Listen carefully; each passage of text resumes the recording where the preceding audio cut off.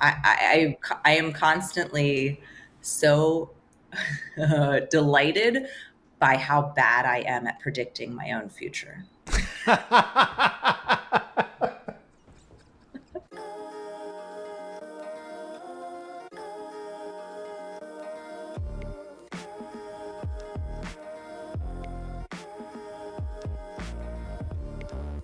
Welcome to another episode of Dirty Work here on YouTube. My name is Dennis, and today I have a very special guest for you to talk to us and just to sort of chop it up. This is a person who I ended up getting to know in the world of virtual reality, and the more that I learned about them, the more that I wanted to know. So, without further ado, this is the wonderful Miss Leanne Pedante. Hi. What a gracious, generous intro. Thank you. Hi. I do my best. This is actually the way that I'm used to talking to you. That's right. What's up, athlete? I'm Coach Leanne. Welcome to Supernatural. Let's hit some stuff. Is that better? That's way better. Okay. I wanted to do at least one sight gag. Like, you think you're my first sight gag in the history of my podcast, so thank you very much. I'm very, very happy that you chose to meet with me today and talk to me today. When I started Supernatural, I just wanted to say that I am a certified lazy ass. And it is merely by someone else's impulse purchase that led to my own impulse purchase of a headset, of an Oculus headset. And it was Supernatural that was kind of the gateway drug for me. And I tried some boxing, and it felt like something that I wanted to do. Like, for me, just getting up has always been the biggest sort of hurdle for me.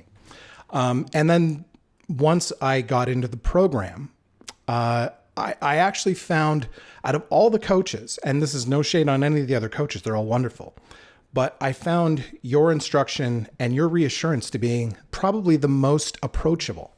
And I would dare say that I've probably stuck with it, not necessarily because of you, but your encouragement has been a big help. So I wanted to say thank you for that. Thank you. Oh, that's so meaningful. Yeah, there's not a, I don't feel like I've been able to accurately share back with our users and members how generous it feels when people reach out and, send a message on Instagram, shoot over an email, and share with us the story of whatever. There's such a myriad of experiences that people kind of, like you said, like just stumbled their way into VR, stumbled their way into finding a quest in their house, found Supernatural, and then, went from being oftentimes a person who felt like working out was a struggle, like something they dreaded, something that they couldn't stick to transforming into being like, oh my gosh, I'm one of those people now that like can't wait to get into my workout. And I never thought that was going to happen. I love that story because that was my story and that was my experience, was like, I was not a workout person. And then I became a person for whom movement was like this great asset in my life. And it was fun, and like I enjoyed it, and it enriched me. And I know that was a major transformative moment in my life. And it's so cool to get to hear from, people all over that they're having a similar experience, Absolutely. And in your bio, even you did allude to not being what you call a sporty person. But you did mention quite an affinity for 90s workout DVDs and VHS tapes. So, your Billy Blankses, your Denise Richards, and the like. What was it about the videos that drew you to them? Like, what was the big appeal? What was the energy that you were getting from it? That's such an interesting question. I think I self-identified, and I think that my people who knew me growing up would also identify me as this, like, I was not a graceful child, you know. I'm 5'8" now. I think I was 5'8" when I was 10 also. So just like knees and elbows for days. Like, I had a friend that nicknamed me the Scarecrow, right? So this is like the kind of a child that we're dealing with, covered in bruises for absolutely no reason. Yeah. And so, like, dancing was not something that felt available to me in my body. I didn't feel graceful. But when I would like go into the basement and join my mom with her, step aerobics VHS tape, I could follow along, and the feeling of being in synchronicity with the music and with other bodies felt really fun, and now I realize, like, that there's this, or I believe that there's this kind of pre-programmed thing inside of humans. If you look back at the history of people, like, we always have wanted to move in sync with a beat and with other people. And so those tapes were kind of just my access point as a non-dancer, awkward person to be like, well, I can step tap at the same time that Billy Blanks is step tapping, and now it feels like we're doing something. And that was really kind of my, like, how group fitness as an experience got its claws in me, despite my real rejection of all things sports and jock related. It was like, I don't want to, like, play a sport. Young Leanne didn't want to play a sport, but young Leanne did want to be in a room full of people having a good time, listening to loud music and moving in a, like, collaborative way. And so that's how I kind of found my way into moving my body in a way that felt really good. And then I was like, oh, well, if this is fun, imagine how fun it'd be if I could be the one picking a playlist and, like, telling everybody how awesome they are. That was the seed. I think the first workouts that I when I was like 7 years old and I was going downstairs in the morning to watch cartoons, 20-minute workout came on after Hercules, but that was, Yes. and I watched it with fascination, but I didn't have the actual mental acuity to understand what I was looking at, besides, a bunch of women with perms lifting their legs. Yes. Yeah. Oh, 100. That is 100% accurate. I swear we were watching the same Saturday morning programming for sure. For sure. Well, you've turned a corner. You've turned quite a few corners, but you've become, as your Instagram name is, solution-oriented health coach. Now, as a health coach, can you tell me about the first coach or mentor that impacted your life? Clearly speaking. I've been very lucky to have a lot of people, a lot of good influences in my life, I think. The first one that came to mind was my, like, a seventh grade literature teacher, who, now looking back on it as an adult, I'm like, oh, Miss Lee was hippie. I'm sure that there are pictures of her in, like, 1969 raising hell, but in 1994 she was my teacher, and she was still had a lot of rebellious spirit in her, and I don't know what I was a good kid. Like, I was a very good kid. I followed all the rules. I didn't want to get in trouble, but she saw something enough in me that she would constantly task me with writing about women who had broken rules. And so I read and wrote about Sojourner Truth and Alice Walker and Dorothy Parker and all of these women who, for the time that they were in, kind of just broke a lot of rules. And that was really influential for me in, I think, shaping, like, my sense of possibility, my sense of what was cool, what was, what my ambitions were personally. Like, I think that age of 11, 12, 13, there's so much identity that you're trying to seek. You're trying to kind of figure out, do I want to fit in? What does that mean? What does it look like? Yeah.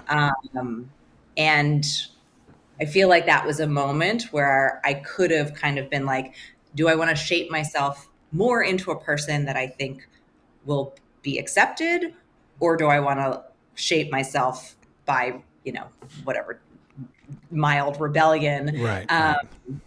And it was, yeah, I think I feel like she gave me a lot of spunk that came to serve me later on.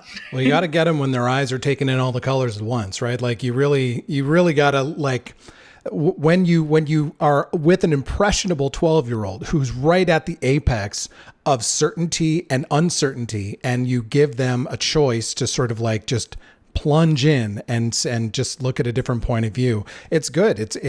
I think that I love like those disruptors in those certain stages of development that show you that one thing that kind of really just sticks in there like a burn. 100%. And I think, and I'm interested to hear like what who your people were. But if I think back to how Miss Lee's influence, is still in me today, like I had a whole first career that wasn't fitness at all, right? And when I transitioned into wanting to work in fitness and starting to instruct, there was again this kind of turning point of like, well, I feel like I don't fit in as a fitness instructor because I was not a lifelong athlete. I have like many different lives. I've lived many different identities. My point of reference, I don't agree with things that are being said in the fitness world. And I had to navigate that. And there was a lot of self-consciousness around for me, like not feeling like I fit in with what a trainer was or what a Right. coach was. Good old imposter syndrome. It just I rears mean, its wonderfully ugly head. Yeah. never not there, right? But yeah, so and once again, I think the more that I started to kind of make space and like speak as myself as opposed to trying to speak like what I anticipated people wanted to hear. Right. I think that's the entire reason why I'm with Supernatural, is because like I brought Leanne, who wasn't an athlete and now is, like, that's, people are connecting with that, and that's really been a service to me. But yeah, what about you? Who was your first like coach mentor? I have a varied amount of interests. So, like for me, in terms of point of view, I was just a disciple of George Carlin from a very, very young age. He never coached me personally, but my uncle, who worked at a video store, was always bringing, VHS tapes home, and a lot of them were like, he had George Carlin's "What Am I Doing in New Jersey," and I remember as something like an 11-year-old or a 12-year-old, just laughing until my stomach hurt and like just all of my sinuses were completely clear of air. And the more I got into that sort of point of view, the more I realized that this was somebody who lived such like Miss Lee lived a very like rebellious life.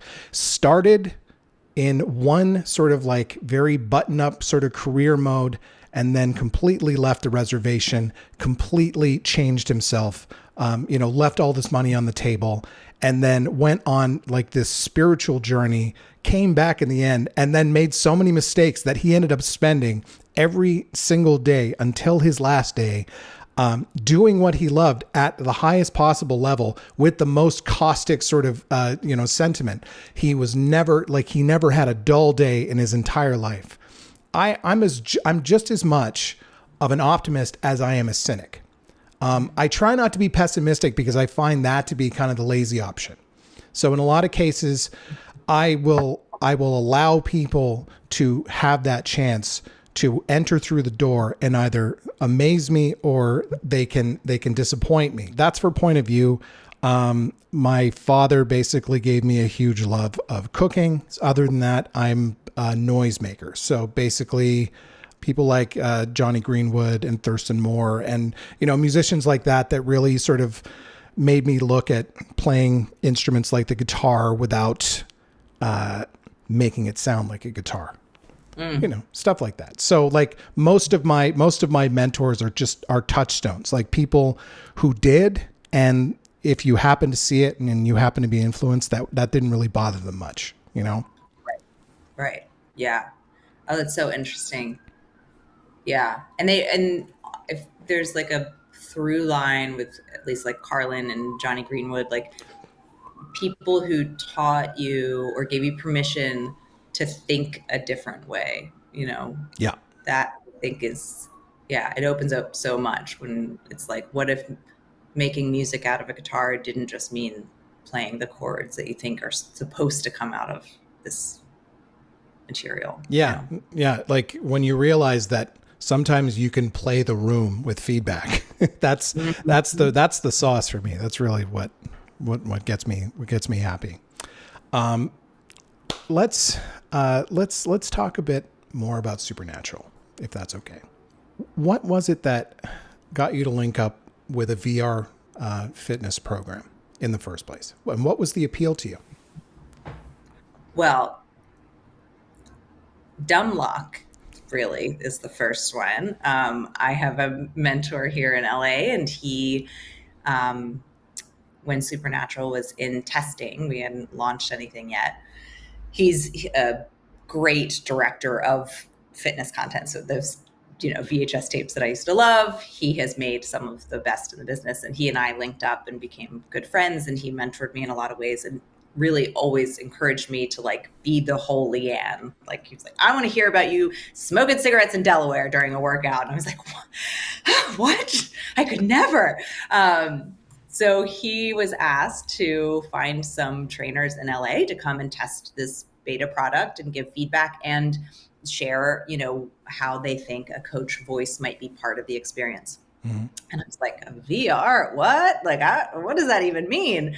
And I went to the offices and put on a headset for the very first time in my life and had the same. And now I've put so many people into Supernatural for their first times. And like, yeah, it is, I could script exactly what's going to happen, what sounds they're going to make, like, like it's like this, like all that takes over you. You're like, I don't need, and then you like lift the headset to make sure the other people are still there. You're like, am I still in my apartment? I am still in my apartment. And then you like put it down and you're like, oh my God, no, I'm not. Like, it's the same exact trajectory. I went through it myself. And then I did the workout. And I took off the headset, and Johnny Ajut, who's still our marketing guru, was like, "Okay, Leanne, like, what did you think?" And my first thought was, "Holy hell!" I was just able to move my body, and I didn't have mirrors around me, and I didn't have other people, and I didn't even think about the fact that I'm standing in this building full of dozens of other people. I was so lost in the moment. I was like, "This is going to heal so many people's relationship with movement." Just that alone. Take away the amazing environments, the music, the coaches, like just the fact that I could just get lost in an experience moving my body, so lacking in self-consciousness, was like massive. I was sold that instant. So yeah, then I just started making test content with them, and they, thankfully liked me. And that was like 3.5 years ago. And we launched in April of 2020. So we're coming up on like our 3-year anniversary. That's amazing. Yeah. Yeah. It was so surprising. I mean, all of this has been, I am constantly so delighted by how bad I am at predicting my own future. I have got it wrong 98% of the time for 38 years. And and great. I'm so glad I did. Yeah. You're the unamazing so Kreskin. Yeah.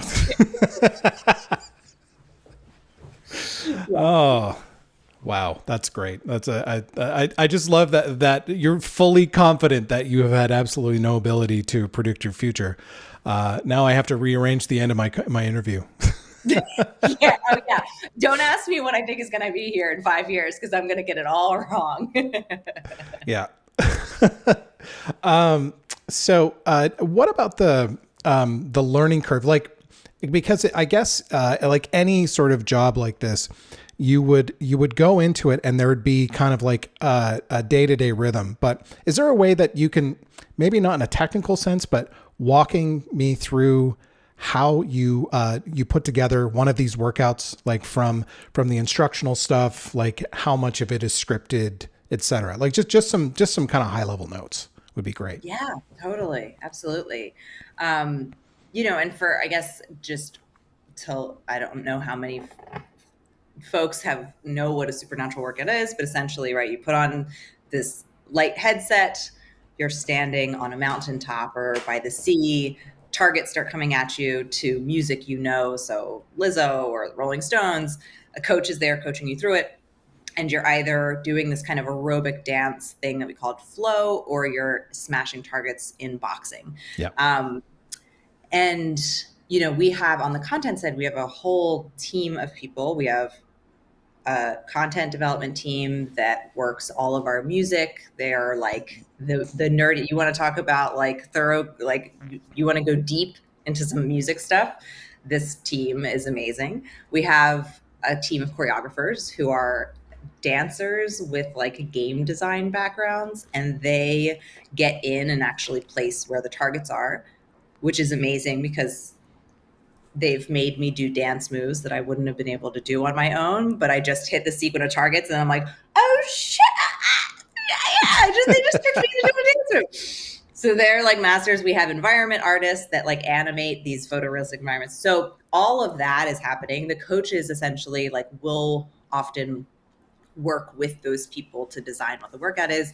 Right. But a lot of my like day to day, we release 2 workouts every day, which means we are a content machine. Like I go into the studio Definitely. twice a week and record new stuff. And a big part of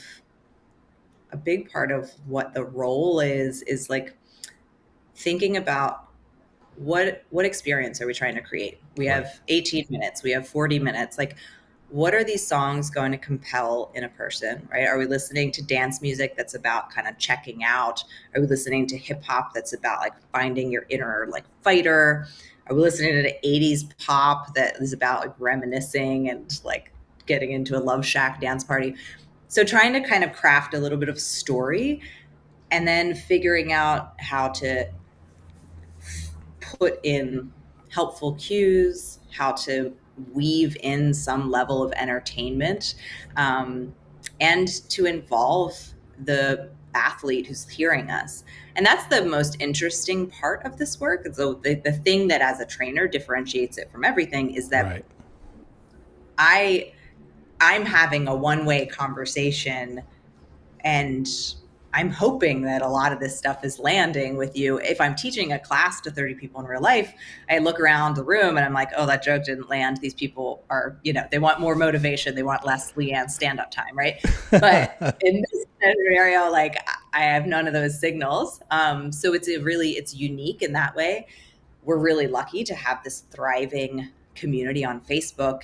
And we have 80,000 members in there who are chattering every day, and we are interacting with them every day. And that has helped so much because we actually have relationships. So like I often will go in to record a workout and I'll think about, I'm like, oh, okay, this is going to be a high intensity drop. Like Steven's going to play this. And like, I know who Steven is. I know like what I hear from him when a really good one of these drops.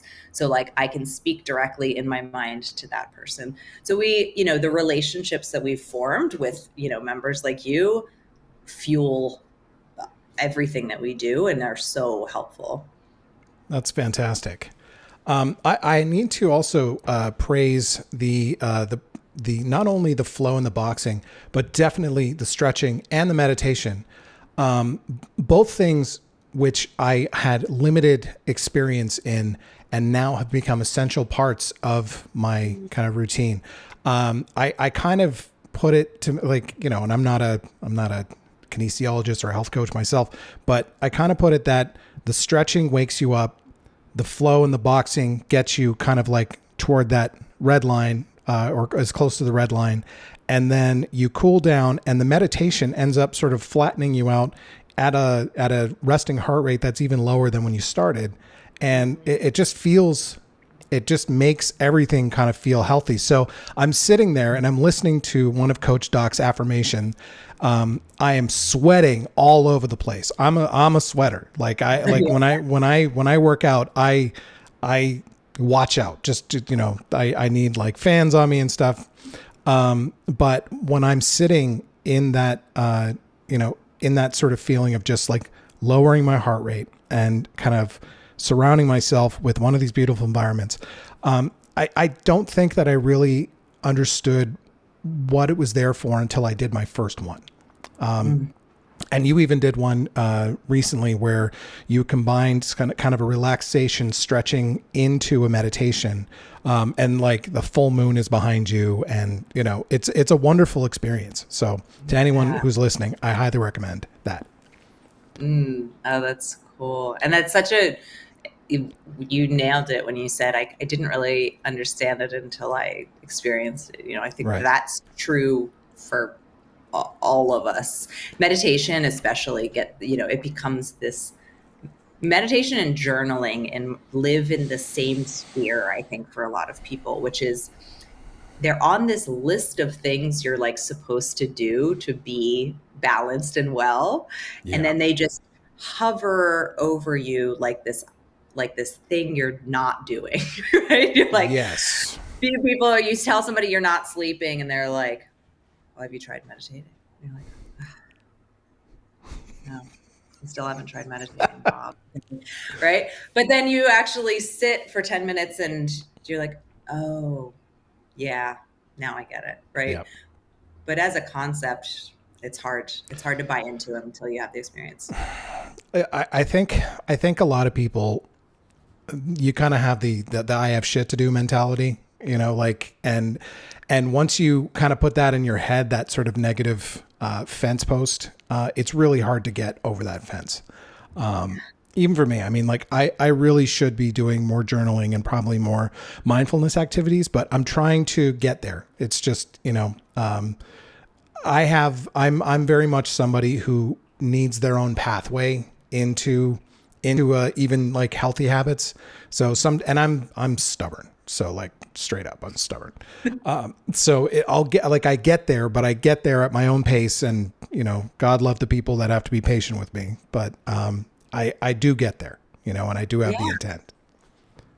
Well, I think I was just having a similar conversation this morning with a friend of mine that I grew up with, and in like a very classically Leanne combination of a high school bully and a cheerleader, I just mailed him a headset. I mailed him a quest. And I was like, guess what? Guess what, pal? We're doing Supernatural. And it's been great to go back and forth. And we were having this conversation this morning about self-love. And he was like, I can't even say the phrase self-love without like feeling like my shit's going up, Cringe. Yeah. It's like, but I like through doing these workouts, you're like, it's like, there's self-love stuff happening. Right. Yeah. And I think that it's such a good reminder that like paying attention to the relationship we have with what we think we're supposed to be doing. Like I should be meditating. I'm supposed to be good at self-love.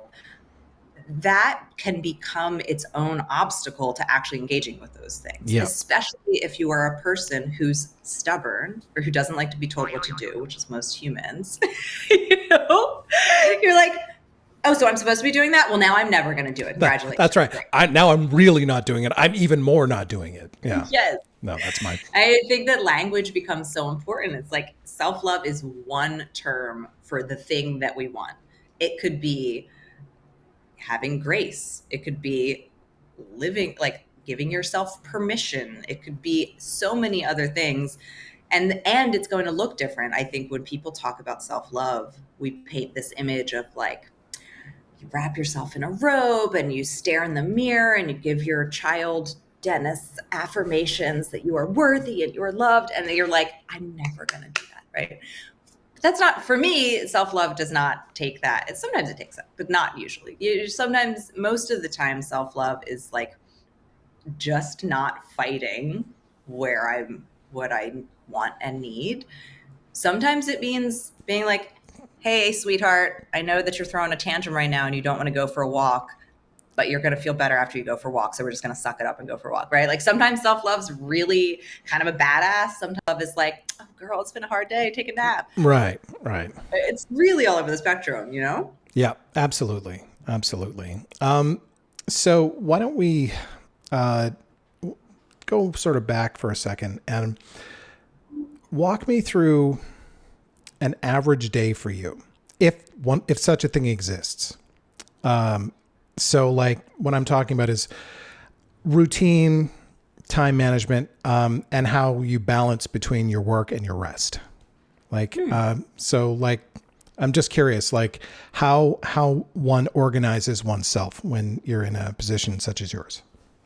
My career in fitness, which started 12-ish years ago, converted me into a morning person because I was teaching classes at 5, 6 a.m., right? So Right. just through sheer repetition, now my body, no matter what I have to do that day, I'm awake at 5 a.m., which also makes me asleep at 9 p.m., which means no one is inviting me to do fun things anymore. Which is Oh, hence the dance parties. Please leave by 9. Yeah. Yeah. I got it. I had to start my own dance parties that end at 9 p.m. so that I could do fun things. So yeah, I wake up early and I feel like I'm one of that whose brain kind of works the best in the morning. So my morning time is like my sacred time. I wake up, I sprint to my AeroPress, I make my coffee with half and half. And I'll usually try to write for a little bit in the morning while I drink coffee. I'll sometimes like multitask self-care. So do a heating pad on whatever part of my body hurts that day or whatever. I'll usually get a little bit of work done and then I work out first thing in the morning. And that feels like no matter what else my day brings, even if it kind of goes totally off the rails, I've already put in like some me time and some movement time that was just for me, just for fun. And like front loading has really served me. I know I'm always shocked by people who work out in the evening because I can never. I've never been a I person do. that's been I kind yeah. of have to because I work 12-hour days and I work from 7 a.m. until 7 p.m. So I pretty much have to almost use the workout as a wind down. That's just me, though. Yeah, totally. And I think there's more of you than there are of me out there. And I actually used to be a nighttime workouter. You know, that was the rhythm. So anyway, Right. yeah. And then I kind of get into my day. So my morning workouts, like I love, I use Supernatural is actually always a midday thing for me Interesting. because it makes my mood so much better. I feel like I need to tap into that during my like 2 to 4 p.m. If I'm cranky, that's my fix. I go hang out with Coach Mark or Coach Juana and I come out and I literally feel like a different person. Like have to go back and apologize for all the emails I sent 2 hours ago. Like, I don't know who she was. I'm so sorry. Uh, Yeah, and then I typically, you know, if I'm recording, I'll drive to our studio and I'll get on camera. I'll do some coaching. I also, you know, I'm my role at Supernatural is as a coach and also as our head of fitness. So I work on a lot of different projects. I manage our coaching team, which is my favorite thing to do because they're all a delight. So I work remotely. I, you know, do meetings and Right. talk strategy and then I spend a big chunk of the day interacting with our members online and just kind of keeping up with everybody.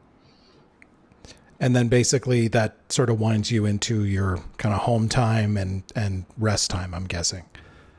Yeah, I mean, and I haven't really figured out I think I'm still navigating what rest looks like, you know, constantly.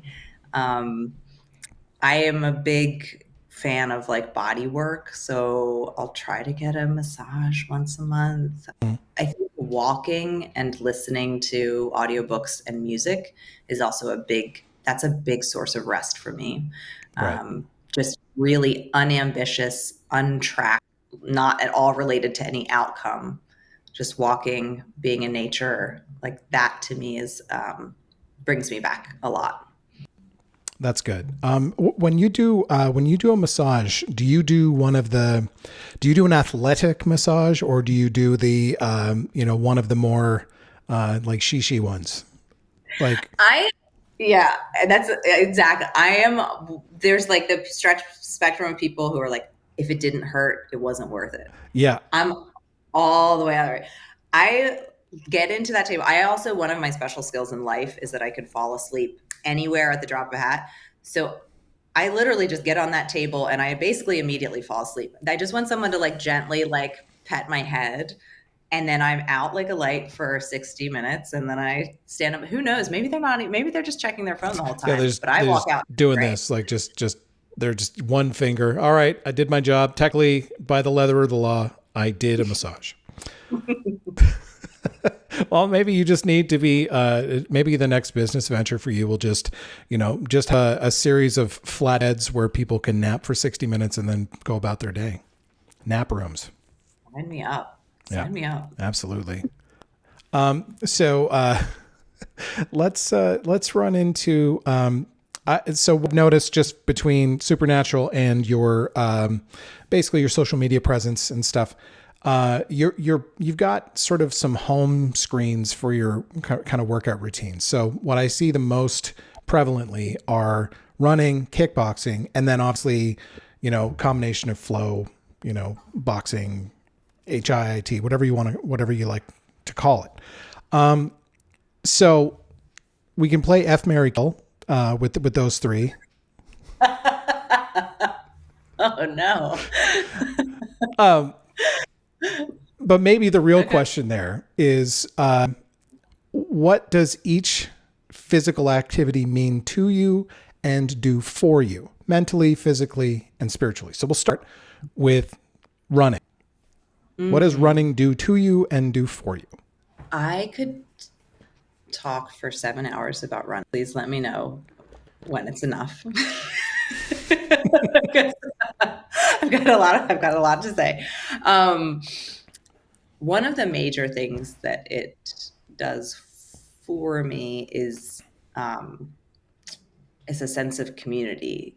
I probably about 7 years ago, I was part of opening a studio that was a treadmill studio that was, intervals of running and walking. And at the time, I could technically run if I had to, but I in no way considered myself a runner. But I was fascinated from a trainer perspective on like the mechanics of it. And so I kind of taught myself how to be one of those crazy people who enjoyed running, which to me felt impossible. And just like everything else in my life, like I expanded on myself, and then I was like, oh, this is totally doable. And then I was able to teach other people. And so through running, there's been so many clients in the past who I remember their first day walking in, and the first things out of their mouth would be, I hate running. I'm like, great, amazing. Give me 55 minutes. You don't have to love it.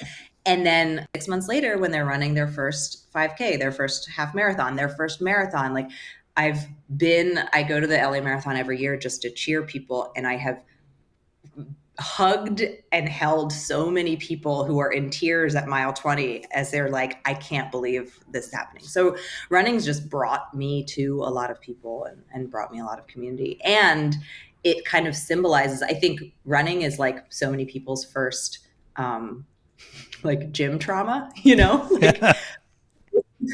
for me, it wasn't fast. Nobody picked me in gym class. Like at field day was like a source of anxiety for me because I know it was just this day where I was going to fail at everything. So to be able to reframe my relationship with running has been really powerful, and this kind of metaphor for like a lot of what movement has brought into my whole life and into other people's lives too. Running, a lot of heart involved there. Okay, what about kickboxing? It just feels good to hit stuff. It just feels good to hit stuff. I love it. And it's similarly to like my Billy Blanks VHS. Yeah. it's like dance, you coordinate, you're collaborating with another person, you're Mm-hmm. moving this kind of beautiful way, Yeah. but you also feel like a total hard ass. Absolutely adore. That's good. So basically, the kickboxing then is almost the that's like almost engaging like the angry part of the animal that's inside. If I'm really going to poeticize this in some way. Yeah. And it's like a moving meditation, because that's Right. that's the place where there is so much ego mitigation that has to come into play. You're moving so fast. If you're spar, there's an attack element. You have to manage your nerves, keep yourself calm, to Mm-hmm. have to not get frustrated, mess up, or you get hit. Like, there's so many beautiful lessons inside of that. It really reminds me of meditation, wherein you sit down and your brain goes, ah, and you're like, nope, we're still going to sit. We're going to sit. I know. We're still going to sit. And that's essentially what, martial arts is. I think it's the chaos and the deciding to stay inside of it. No, that's a really good way to put it, actually. Just because, like, I found when you mentioned the meditation, I think the biggest wall for me has always been my brain is usually looking for a few other things as I speak. So sometimes it leads to a deficit in my attention, and sometimes it means that my brain is busy enough that I'll be looking for something to say. So it is one of those classic, looking for your turn to speak, but it's not that. It's just more like I always want to be able to put what I'm thinking into words. So I'm always searching for the words. So when I hear especially the meditations that are guided, they do sort of help me to focus on another voice, and that, and so like I'm finally climbing over that wall. And I can imagine that putting yourself into a situation where you have to exert yourself while keeping your mind calm, while sort of composing yourself, it's like another level of it's almost like another level of just exerting all of that sort of anxiety that might reside inside of you, and at least empty the tank of it. Am I onto something, or am I just full of shit here? Or both. It could be both. It can be both. Why not both? Okay, it's about both and.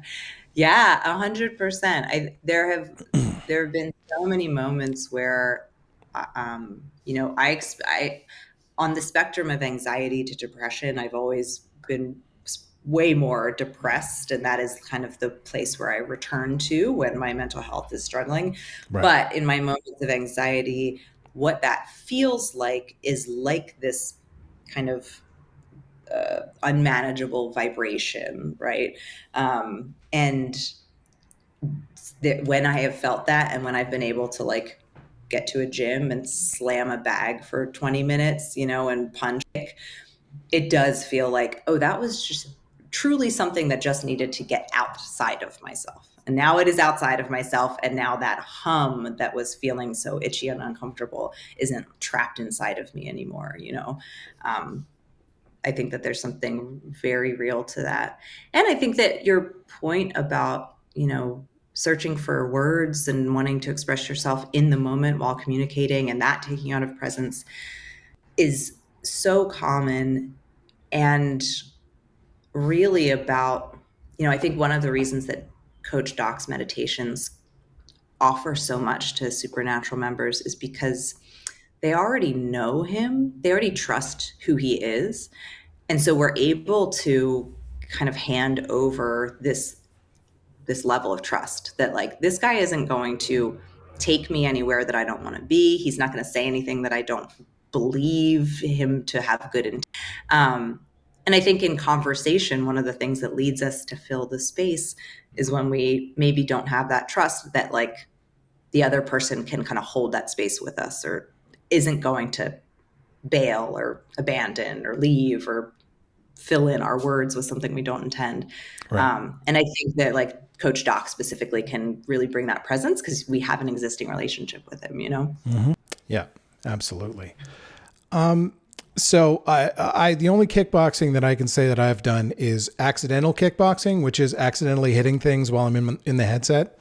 So far, I have accidentally hit a chair, couch, a side table, One time I hit a wall by accident, and it sometimes it's because I'm in a different environment. But it's the closest that I've come to kickboxing. But maybe I should try to put myself into a controlled environment for next time. You know what? I of getting hit are on purpose, or so I think protect your moneymaker. It's got this, YouTube is a visual medium. You can't face out there. Yeah, well, yeah, exactly. Have you trained for kickboxing just for the fitness of it, or have you trained for kickboxing to be in a match?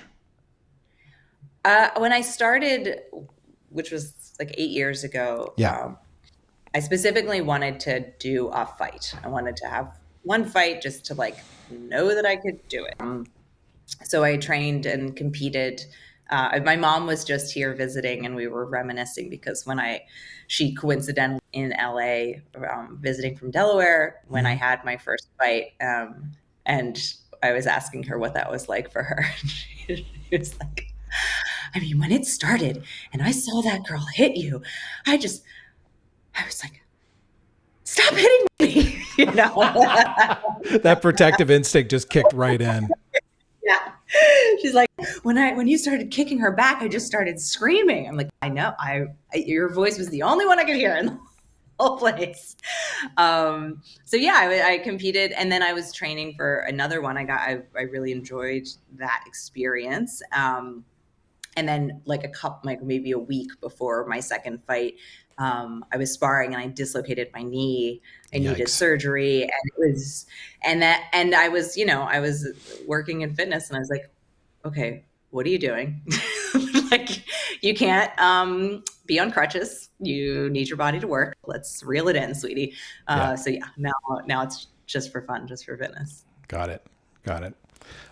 So we only have a couple minutes left. And I joked about it earlier, but my last major question was, what are the next steps in your journey? Now, you mentioned not being able to plan these things out most of the time, but maybe give me an idea what you're eyeballing for the next step. Totally. Okay, I'm going to answer that. And I want to ask you a question. Okay. Which is, as a supernatural user, supernatural athlete who like kind of also found your way, what are you hoping for? What am I hoping for from there? Broadly, or supernatural, or your own movement journey? Well, I mean, okay, so I also have it under my belt. Coming into YouTube, I left 12 years of college and community radio. So this is probably one of the other mentors was actually who is now my best friend and bandmate.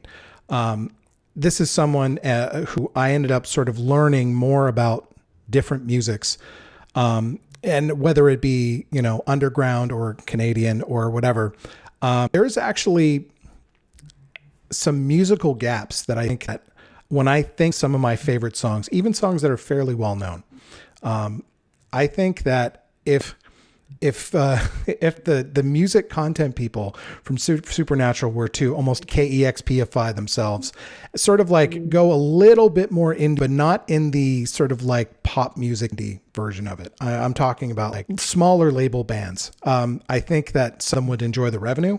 And I think that it would be a goodwill sort of thing for artists that aren't, and all respect to Coldplay and Florence and the Machine and The Weeknd, and, all these people make great music and it works really well at the workouts. I mean, some of the bands I don't even like, but I love the workouts. I'm not a huge Imagine Dragons fan, but I love workouts like that. The routines are great. So all that to say that if the next step were for Supernatural to drill down into maybe a layer lower in the success or profile of the artists and find some more hidden gems. I think they're already doing a great job, but I think if they dug deeper, I think it would make a user like me happier. So that's my answer. Thank you. I like that. Yeah, it's so cool to me how Supernatural for a lot of folks serves as a music discovery tool, right? You end up, again, talking to my mom when she was here last week, like she's, I'm like, what workouts does she's avid Supernatural user, and the bands that she was referencing, I'm like, I can't believe you know who Kendrick Lamar is. Like, I just know that he was not on radar prior to Supernatural, and it's so cool to see that she's like, yeah, I just love hitting stuff. It feels amazing. For myself, on my radar, I think that I'm really see kind of the intersections of virtual reality getting more popularized into more people's hands. Yeah. That combined with the intersectionality of like accessibility, modifying your movement of the day to exactly what your body wants and needs that day. I think that that's so exciting, being able to get into a workout and say, I don't want to right lunge. My left arm doesn't feel great today. And being able to hit a few buttons and then he'll do the exact workouts you want to do, I think is really, really cool. I think that I personally am like probably getting into a period of time where the hardest part of my workouts is in what I do when my body doesn't work the way I want it to. That's all of everyone's trajectory as a human being with a body that is a body. They all have expiration dates. Yeah. Yeah. And so, I've had plenty of experience that with like stuff. My wrist, I think, needs some surgery. And so, just trying to like be really creative with what does it look like to move and still be really satisfied with the movement when the tool isn't doing exactly what you think it should be doing. That's my personal journey. It's a lot of grace. That's great. That's great. Well, Leanne, I wanted to thank you very much for taking the time to speak with me today. It's meant a lot to converse with you and get to know you. This has usually been a space where I've spoken to friends because they've done stuff that's fascinated me. But you were a person who fascinated me that I'm very glad to know you now and to actually have this time with you. Beyond just thanking for your time, I wanted to thank you for inadvertently being a part of my life, via a technological platform. And I wish you nothing but success. I wish you all the best for this day and all the others. And, keep on doing that dirty work. Thank you much. It's been such a pleasure. I appreciate you. All right, great. Thank you. Take care. And hopefully we'll do this again soon. Maybe we'll touch base again. Heck yeah. Anytime. All right.